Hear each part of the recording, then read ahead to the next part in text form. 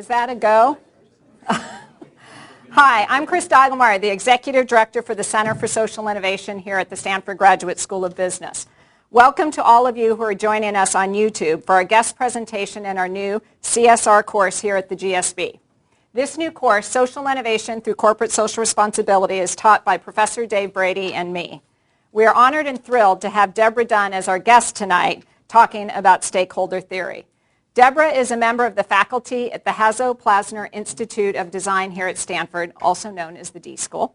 Debra is spearheading new efforts on coursework as well as projects on new issues around sustainable abundance. She is an advisor to startups and social ventures all over the globe. She sits on the board of the Skoll Foundation, B-Lab, and Global Giving.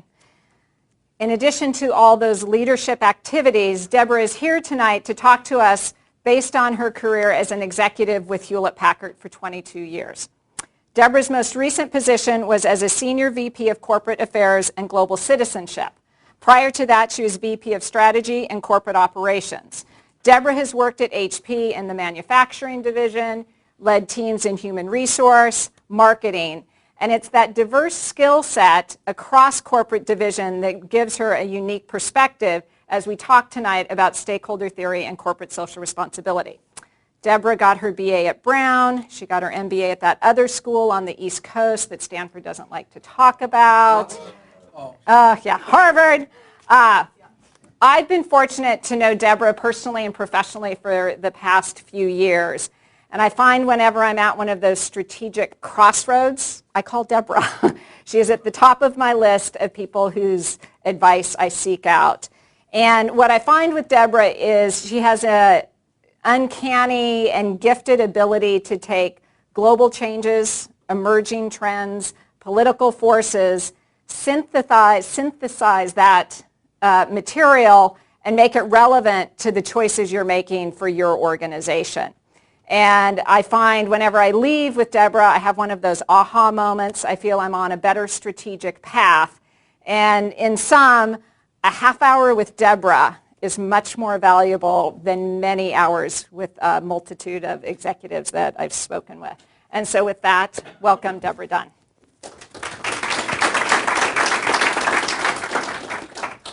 And we're getting set up now.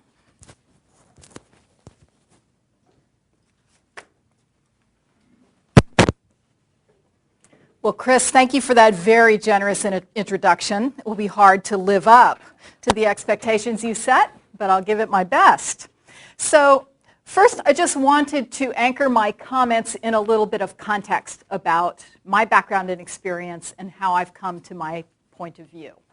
So I think significantly, I grew up in a blue-collar family. I was the first in my immediate family to go to college. I went to Brown. At Brown, I studied comparative economics. I was really interested in trying to find an economic form that allowed for more democratic participation. And I actually ended up writing a thesis on consumer co-ops and working in the co-op space when I left Brown in a nonprofit organization that did consulting and training with food and housing co-ops all over the US and Canada. After spending a little bit of time in the nonprofit space, I got a little frustrated with the pace, the lack of the kind of progress that I was looking for. So I moved back to Boston. I'd spent a little time in Michigan working in the nonprofit world, moved back to Boston, worked for the Massachusetts government for a year, actually running an energy conservation program, which I now find kind of amusing, given the way we've gone full circle on that topic, in the low-income community, doing basically housing upgrades, low-cost housing upgrades to reduce energy consumption in the low-income community. If I had been frustrated by the pace of progress in the nonprofit world, I was incredibly frustrated by the pace of progress in government. I was actually working for a former Brown professor who had gone to work for the government, really excited about having a mandate to drive change.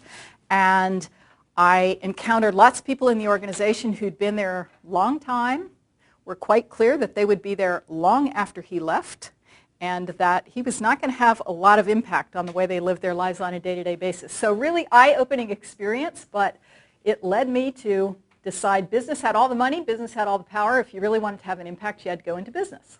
So I got into Harvard, got my MBA, And when I graduated, I first of all wanted a legitimizing credential.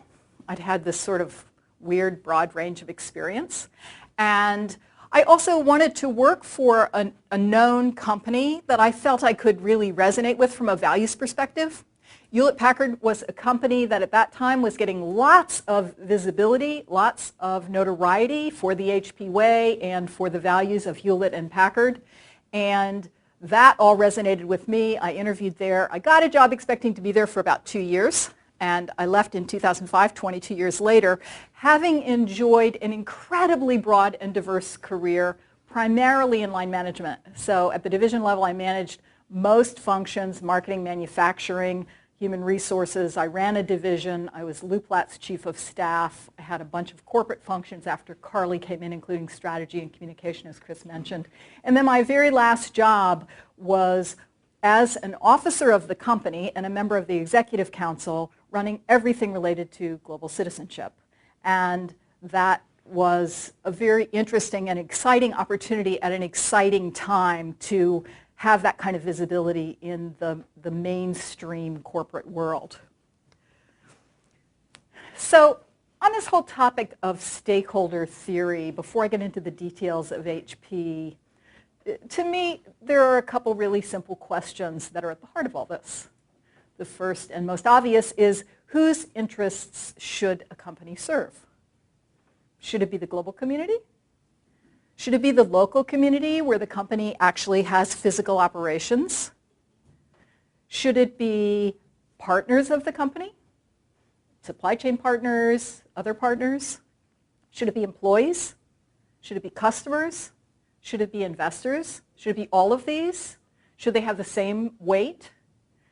Should shareholder primacy actually be the mode? That's sort of the current thinking in many business circles, that the shareholder is number one by a long shot and others get factored in as it helps fuel profit. At the end of the day, this really is the question. And I think in pursuing a career in business, it's important to understand how you answer that question and why. The other big question is, over what time frame should you be thinking about the interests of all of these various stakeholders or players? Should you be focused on the next quarter, the next fiscal year, your option vesting period? Should you be focused on the lifetime of your grandchildren? I mean, this makes a huge difference in determining how you would make any given decision, because it is often the case that if you take a longer time frame, you would almost automatically consider a much wider set of players in considering how you make a particular decision. So I want to go back in time a little bit when I start talking about HP, and I want to talk about the so-called DNA for corporate social responsibility at HP. It was the common wisdom and the common talk when I was coming up in my corporate career that if you just built a sense of corporate social responsibility into the DNA of a company, that was all that was needed. The right decisions would be made, the right stakeholders would be considered. And so there are three dimensions of that I want to talk about in terms of HP's background. One is the original thinking about HP's reason for being. And this is often quoted, and many of you have perhaps seen it. In 1940, Dave Packard was speaking to a group of CEOs when he said, "Many assume wrongly that a company exists simply to make money. The real reason HP exists is to make a contribution, to improve the welfare of humanity, to advance the frontiers of science. Profit is not the proper end aim of management. It is what makes all the proper ends and aims possible." And through, I would say, the majority of my career at HP, that was largely the sense. Now that also got manifested through the company's corporate objectives. And I want to highlight a couple specifically, because while the list is not necessarily novel, There are many companies that might have similar items on their list of corporate objectives. I think the framing of some of the objectives is somewhat novel, especially in today's world, and also is very related to this concept of who are the rightful stakeholders of the company. So these objectives were first documented in 1958, and I'm not going to highlight them all. I'm just going to highlight a few that I think are particularly significant. First, profit.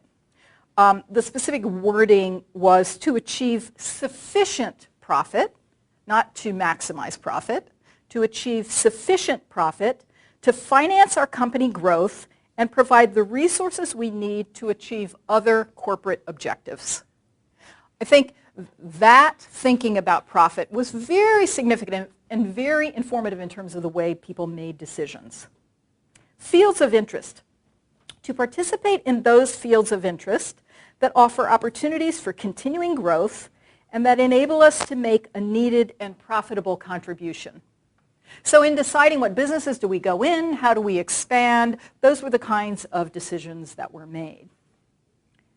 Our people. To help HP people share in the company's success, which they make possible, and to help them gain a sense of satisfaction and accomplishment from their work. And finally, citizenship. To honor our obligations to society by being an economic, intellectual, and social asset to each nation and each community in which we operate. And I think that view that it was the role of the leadership team at HP to ensure that the company really was an asset, that people embraced HP as a company coming to their community or their country because of the many things that HP would bring, not just in terms of paying taxes and offering jobs, but in terms of actively contributing to the welfare of the community. So I would say that in terms of stakeholders, and I'm going to get into this in more detail, but during the Bill and Dave era, if you ask someone who are the stakeholders, they would mention 4 groups. And I've used different type size to indicate who really got the most significant weight during different periods of the company's history. In the early days, employees and customers followed by communities and investors were clearly viewed as the stakeholders. Wall Street was not so powerful. Quarterly earnings calls were not happening when this company was founded. Hewlett Packard always owned a big piece, and even when in theory they needed to be paying more attention to their investors, it just wasn't their way of being in the world.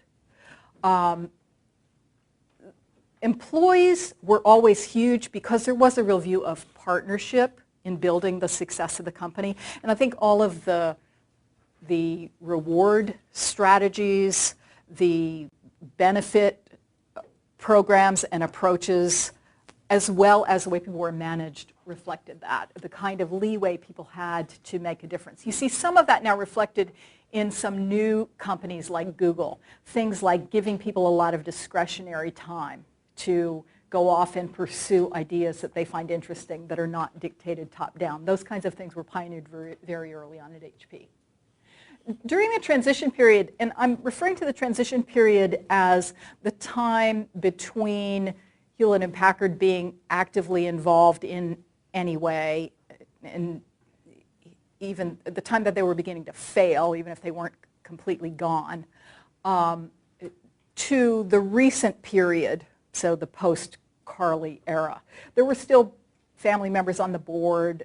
There still was a lot of legacy of HP during those interim years, and that really was the end of my involvement at HP.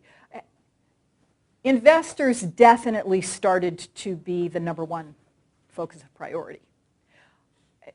Employees were losing a little ground. I would say it was investors followed by customers. Employees and community were still up there. And then under the Mark Hurd era, there was another very significant shift with employees being almost treated as a necessary evil.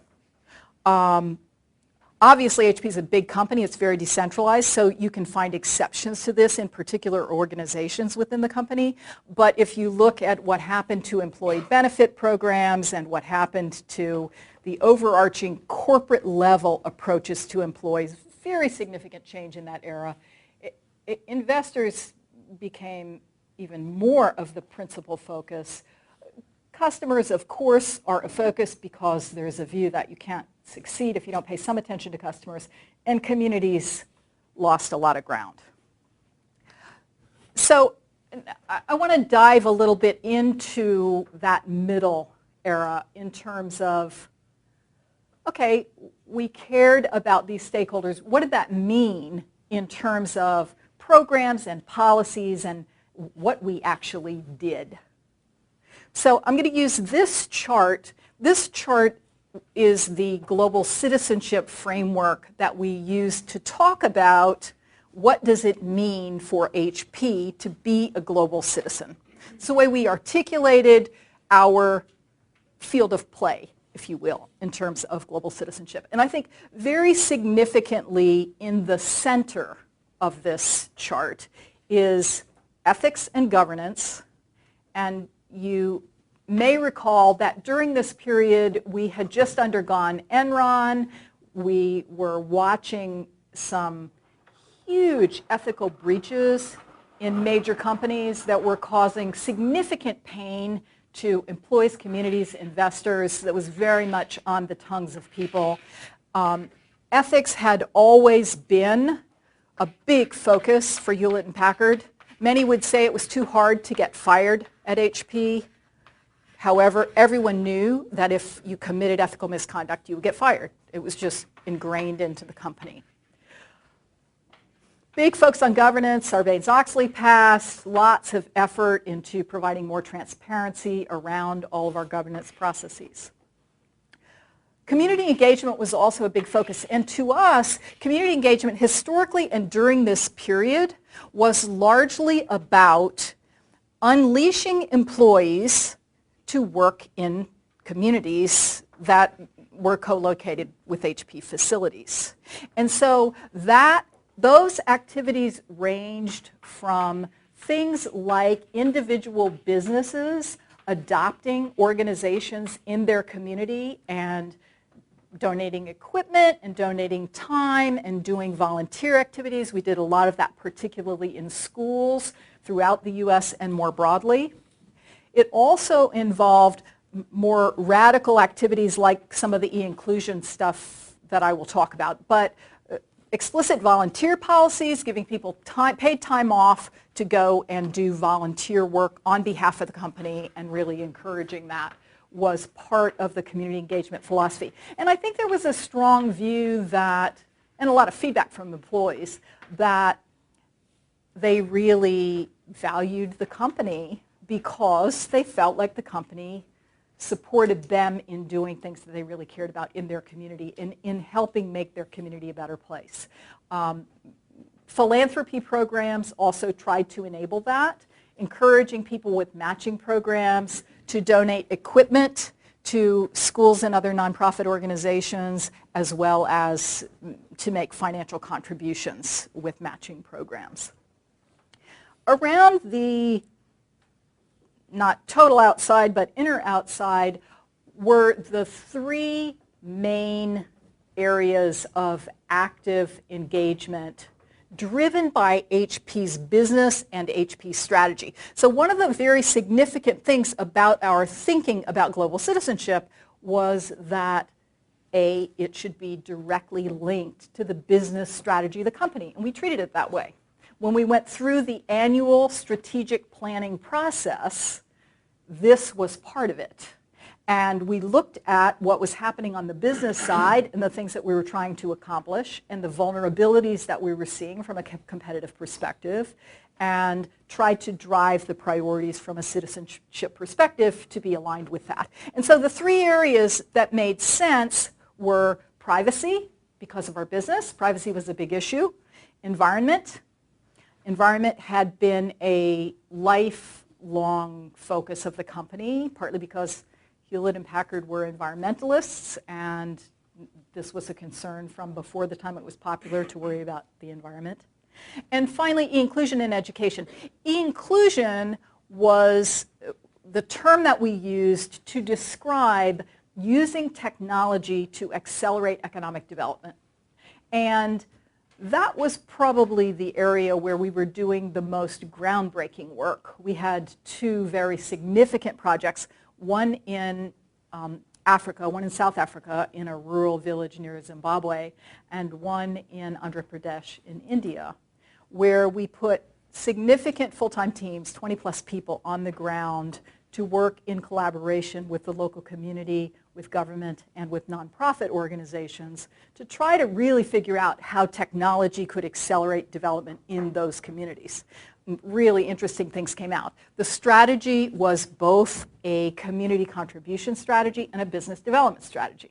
We looked at these rural developing parts of the world and said, there are a lot of people who, if we could give them technology that was really suited to their environment and their specific needs at a price that made sense given the value, then it's a big business opportunity.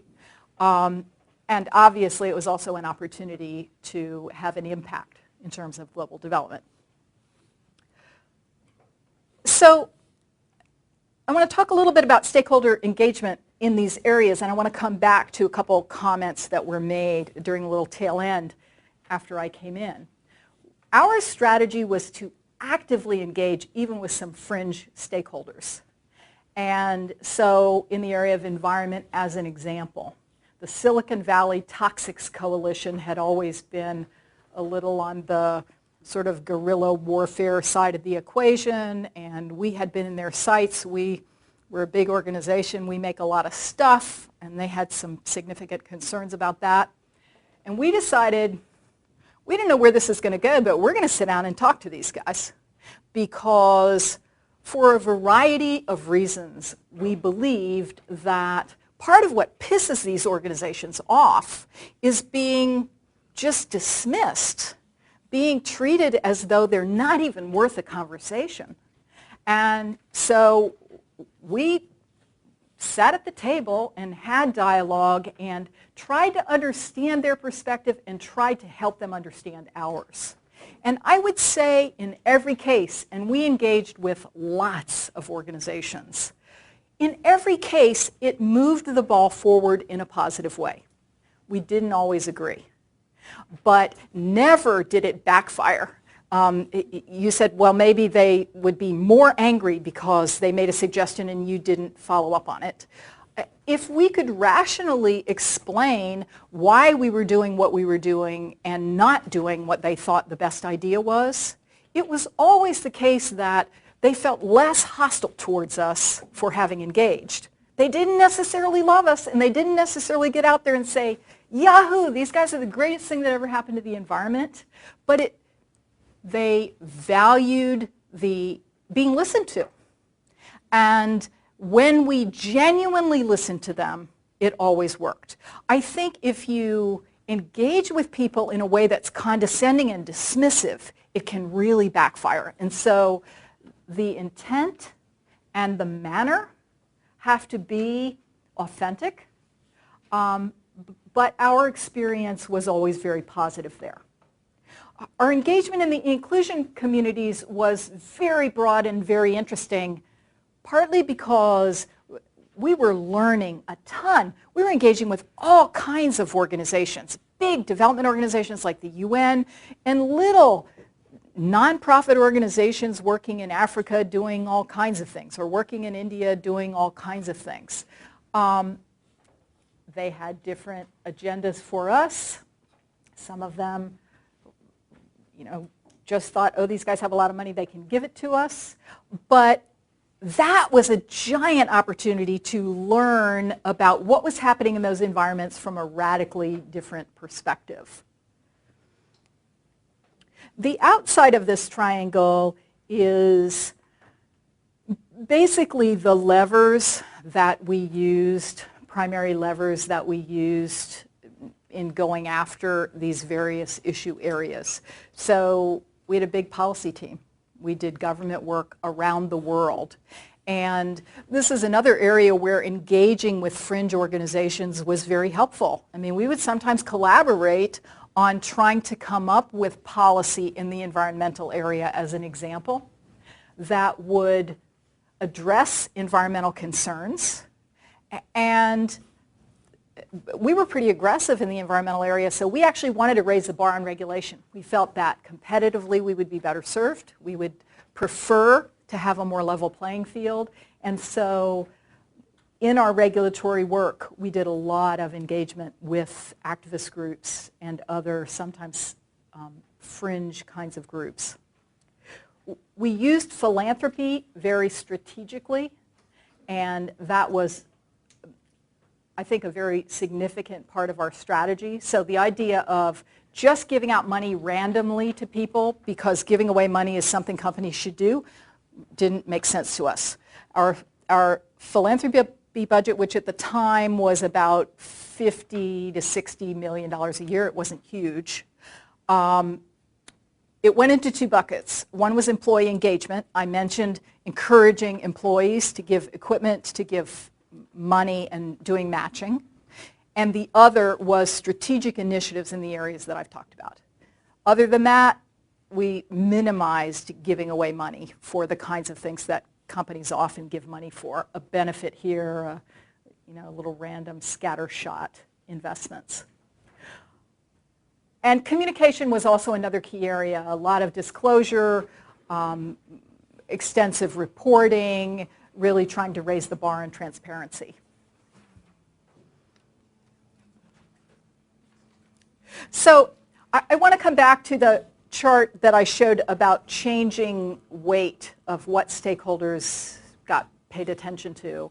And I want to reflect just a little bit on some of why I think the weight shifted. Some is obvious, maybe all of it's obvious to you, some perhaps not so obvious. Obviously the death of the founders had a big influence, and my husband and I now, when we drive past HP, say, that's why you should never name a company after yourself. Because you just don't know, and you might be mortified. Clearly, that was a major factor. Wall Street has a lot more influence today than they had 60 years ago. This obsession with quarterly earnings that just drives a lot of management teams just wasn't so much the reality. And I think that serves not only to raise the focus on investors, but also to drive this short-term view that's very negative from a number of perspectives. HP's been globalized for a long, long time, but I think with increasing globalization comes a sense of detachment from the community of corporate leaders. So, when HP started, it was a little Palo Alto company. And Bill and Dave were significant members of the community here. They served on the school board, they had kids in school. Their multiple identities all came together in this environment. They were businessmen, yes, trying to run a successful business, but they were also community leaders and sportsmen and environmentalists and activists. And when I reflect on the history of HP and I reflect on the state of business today, one of the things that I lament is what I would generally call disintegration. I think that somewhat uniquely for their time, Hewlett and Packard embraced their multiple identities in the way they led the company. And because of that, it was very natural for them to think HP should worry about the environment. They cared about the environment. They wanted to be able to be in clean air, in beautiful, pristine places, fishing and doing the kinds of things they loved to do. They knew about government. They participated in government. at the local level. Ultimately, Dave took a leave of absence and was assistant deputy at the national level. They viewed themselves as more of a part of multiple arenas of society. And that's true to some extent today, but I think more rare. I think it's more typical to embrace Friedman's view that companies make as much money as they can possibly make and don't worry about the rest of that stuff. Somebody else will worry about it, which is a very disintegrated approach. The last point up here is rising consumerism. Consumers play in this shift as well. It was not so much the case in the 30s when HP started that consumers were pretty single-mindedly fixated on getting more for less. They were focused on other things, and they were buying from smaller organizations for the most part, and so they could pay attention to the impact that a company had, both through their product, but through the way they showed up in the community and the kinds of things they did. There were more natural checks and natural balances in that system. So Chris asked me to reflect, before I open this up to a little Q&A, on what would it take to solve the big social and environmental problems of our time. And this is certainly something that I spend a lot of energy on now. I doubt that I will ever go back into the corporate world in any full-time way. Been there, did that. Great experience. And now I'm really focused on trying to have an impact in a couple of ways. The construct of business is a great concern to me, and so I'm active in B-Lab, which you'll learn more about, trying to create a new business sector. I'm very involved in social entrepreneurs, in trying to bring some of the tools of business and entrepreneurship to people who are single-mindedly focused on trying to change the world. That's where I spend my time. And having the business background that I have and believing that business is absolutely essential. We will never, ever, ever, ever address the big social environmental issues of our time without having business squarely engaged in helping to address those issues. I synthesized my thoughts about what it will take into this little 2x2 because after going to Harvard, my brain is pretty much a 2x2. I don't know if you're all undergoing that same re-engineering of your brain. But I think there are two dimensions that need to shift. One is the time frame of consideration. I think this is true at the individual level. I also think it's true at the organizational level, particularly for businesses. So we need to start thinking longer term. But I also think we need to shift from thinking about impact only at the individual level or the individual company level, more in the direction of thinking about impact on communities, society, the planet, and the inhabitants. That's much more complicated. That is moving much more in the direction of a very interconnected view, the integrated approach to thinking about decisions that I mentioned as being part of the hallmark of the way Hewlett Packard approached their role as business leaders. And I think the good news about taking that perspective is while it's hard, it's so much easier to focus on one thing. Every day, life would be really easy if you could just focus on one thing. But at the end of the day, I don't think it's very gratifying to segment your life into these disconnected buckets. When you're in the community, you're one way, and when you're in business, you're another way, and it's just kind of not all that gratifying. So making this transition, while difficult, I think leads to more overall satisfaction when one can achieve it, which is always another good thing to aspire to. So with that, let me open the floor and take questions about things that might have been intriguing to you. Wait, before So I just have to talk and say thank you to our YouTube viewers, and we'll see you possibly in another 2 weeks. Thank you. Now we can have questions.